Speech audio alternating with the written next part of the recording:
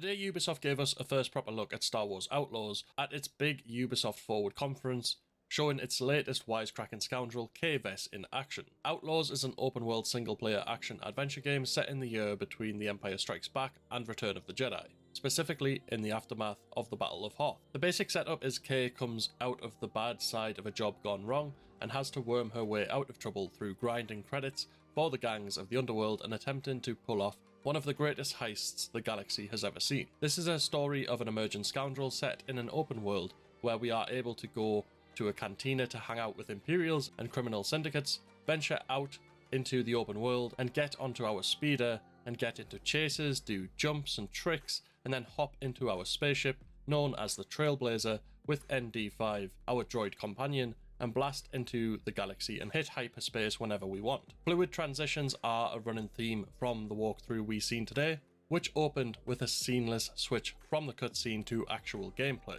In the game, Kay has a blaster with a few settings, which we briefly see in action. One of them is used to stun a guard with a shield, while Nyx, our pet companion, can be sent scampering off to pick up a heavier weapon any enemies dropped during the battle for Kay to briefly use before dropping. After the gunfight, we head outside to the exterior of the planet Joshana, which is a new planet in the game, and then we get ourselves into a speeder chase, which features some mounted combat with some grunts, and the speeders in this game have been heavily inspired by motocross, so we are able to perform slides and jumps on them.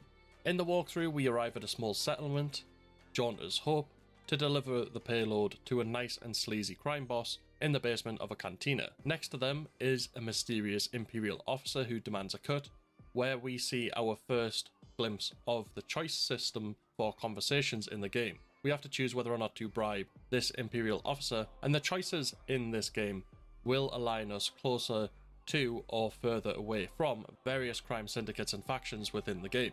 They don't ultimately change the story, I think they just change how the story plays out. After we leave the cantina, we see our first glimpse of the wanted system that is in the game, and you can actually increase or lower your wanted level, and when you become wanted, it is the Imperials or the Empire that comes after you. The higher your wanted level, the more forces the Empire will actually throw at you. But there are ways to lower your wanted level so you aren't attacked all of the time. There's a quick sprint to our ship, the Trailblazer, where ND5 is waiting for us. Then we get to see the seamless transition in action again, where we take off and fly up into space, and we take control of the Trailblazer.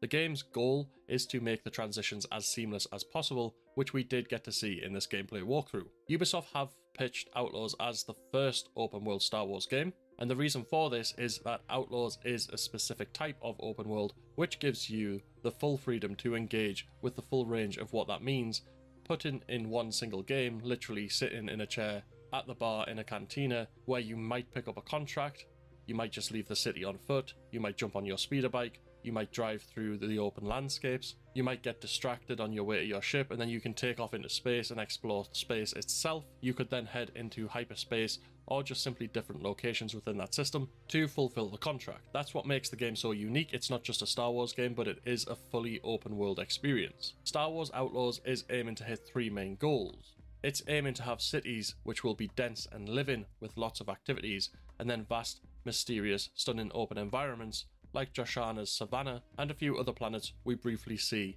in this gameplay walkthrough, where we did see icy habitats, and then one which is almost certainly Tatooine, and then we get to explore space itself, which brings very lucrative but risky opportunities. In the gameplay walkthrough, we get to see the Tashara orbit when we do take control of the Trailblazer, and this is in the Tashal system, which is a new Star Wars location again, and we end up in a dogfight with TIE fighters among floating orbital debris. Then from there we head into hyperspace, which can be brought up by using the D-pad on your controller. Then we get to see a montage of new locations again, most notably the Akiva orbit in the Akiva system, which is home of the new antagonist faction called the Ashaiga clan. In this gameplay walkthrough, we did see some flashes of other locations, some densely detailed cities, complete with neon signs and shady alleyways for instance, but beyond that, developer Massive was circumspect on the details. Will Star Wars Outlaws be completely free of loading screens? Well, Ubisoft have said that their ambition is very clear, and it is to make the game as seamless as an experience as possible. So far from the gameplay walkthrough, I think they are achieving that, but we'll have to wait to see more gameplay